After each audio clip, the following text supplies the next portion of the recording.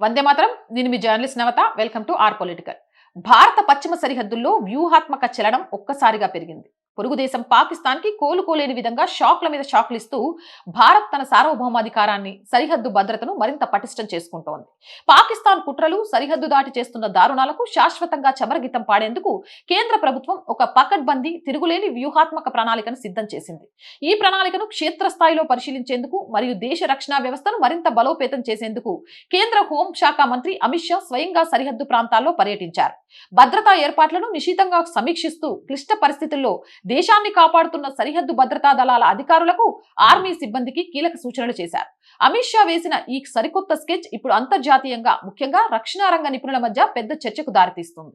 గుజరాత్ రాష్ట్రంలోని కచ్ జిల్లాలో ఉన్న హరామీనాలా, సర్క్రీక్ ప్రాంతాలు భౌగోళికంగా, రక్షణ పరంగా అత్యంత సున్నితమైనవి. ఈ ప్రాంతాలు పాకిస్తాన్ అంతర్జాతీయ సరిహద్దుకు అత్యంత సమీపంలో ఉంటాయి.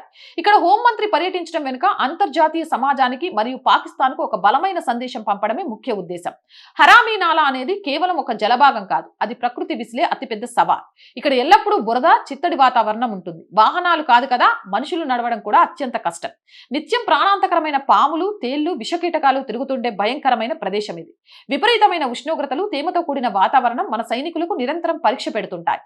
ఇలాంటి అత్యంత కఠినమైన, ప్రమాదకరమైన పరిస్థితుల్లో కూడా భారత సరిహద్దు భద్రతా దళాలు రేయింబవళ్లు పహరా కాస్తున్నాయి. గతంలో ఈ అగమ్య గోచర స్థితిని ఆసరాగా చేసుకుని పాక్ చొరబాటుదారులు, మత్స్యకారుల ముసుగులో ఉగ్రవాదులు భారత్లోకి ప్రవేశించేందుకు ప్రయత్నించేవారు. అందుకే ఈ ప్రాంతంపై సంపూర్ణ పట్టు సాధించడం భారత్ కి అత్యవసరంగా మారింది. సర్క్రిక్ అనేది భారత్ పాక్ మధ్య సుదీర్ఘకాలంగా నడుస్తున్న సరిహద్దు వివాద ప్రాంతం. ఈ 96 కిలోమీటర్ల పొడవైన జలమార్గంపై హక్కుల కోసం పాకిస్తాన్ దశాబ్దాలుగా అనవసరమైన రచ్చ చేస్తోంది. అయితే భారత్ ఇప్పుడు రక్షణ పరంగా ఇక్కడ అంగుళం కూడా వెనక్కి తగ్గే ప్రసక్తే లేదని స్పష్టం చేస్తుంది. హోంమంత్రి ఇక్కడ స్వయంగా పడవ ద్వారా పర్యటించి భద్రతను సమీక్షించడం, ఈ ప్రాంతంపై భారత్ కి ఉన్న సంపూర్ణ నియంత్రణను మరియు పట్టును ప్రపంచానికి చాటి చెప్పింది. ఈ పర్యటన కేవలం పరిశీలనకు పరిమితం కాలేదు. పాక్ గుండెల్లో రైళ్లు పరిగెత్తించేలా క్షేత్రస్థాయిలో పలు కీలక నిర్ణయాలు, ప్రారంభోత్సవాలు జరిగాయి. సరిహద్దుల్లో నిఘాను మరింత తీవ్రం చేయడానికి అత్యాధునిక వసతులతో నిర్మించిన బోర్డర్ అవుట్ పోస్ట్ G7 ను అమిత్ షా ప్రారంభించారు. ఈ అవుట్ పోస్ట్ ద్వారా హరామీనాలా గుండా జరిగే ప్రతి చిన్న చలనాన్ని కూడా భారత్ నిశితంగా గమనించగలదు. ఇక్కడి నుంచి సైనికులకు అవసరమైన రక్షణ సామాగ్రి, సమాచార వ్యవస్థ వేగంగా అందుబాటులోకి వస్తుంది. అవుట్ పోస్ట్ ప్రారంభించిన అనంతరం ఆయన అత్యంత ఎత్తైన వ్యూహాత్మక నిఘా కేంద్రమైన ఓపీ టవర్ 1170లోని కంట్రోల్ రూమ్ ని సందర్శించారు. అక్కడ అమర్చిన అత్యాధునిక రాడార్లు, థర్మల్ ఇమేజర్లు, కెమెరాల పనితీరును పరిశీలించారు. శత్రువుల కదలికను సెకండ్ల వ్యవధిలో గుర్తించే సాంకేతికతను ఇక్కడ మరింత అప్గ్రేడ్ చేయాలని ఆదేశించారు. సరిహద్దు రక్షణతో పాటు పర్యావరణ పరిరక్షణ కూడా ముఖ్యమనే ఉద్దేశంతో సర్క్రిక్ పర్యటన సందర్భంగా హోంమంత్రి జెట్టి పాయింట్ వద్ద మొక్కలు నాటారు. కఠినమైన సరిహద్దు ప్రాంతాల్లో కూడా హరితహారాన్ని పెంపొందించడం ద్వారా సైనికుల్లో సానుకూల దృక్పథాన్ని నింపే ప్రయత్నం చేశారు.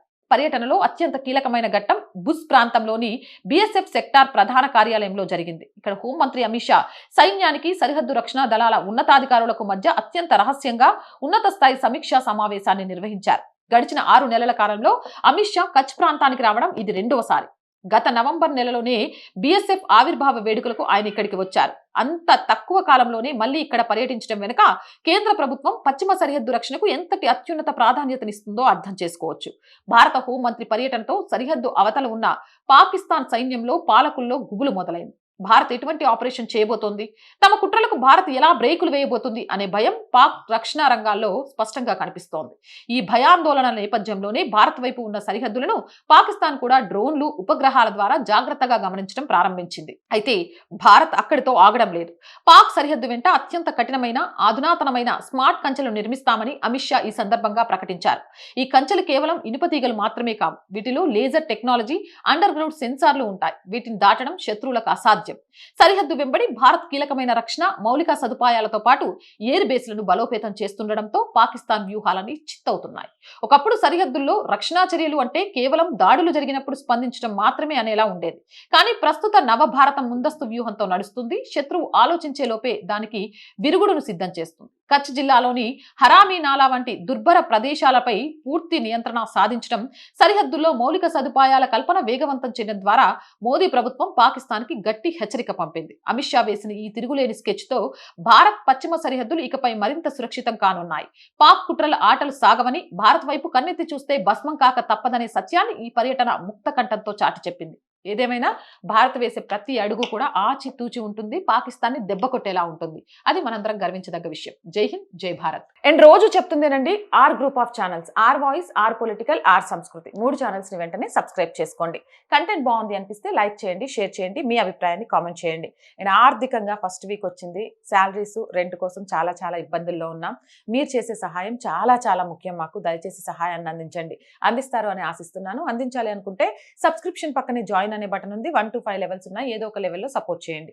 లేదా స్క్రీన్ మీద గూగుల్ పే, ఫోన్ పేతో పాటు అకౌంట్ డీటెయిల్స్ ఉన్నాయి. మీకు తోచిన సహాయాన్ని అందించండి.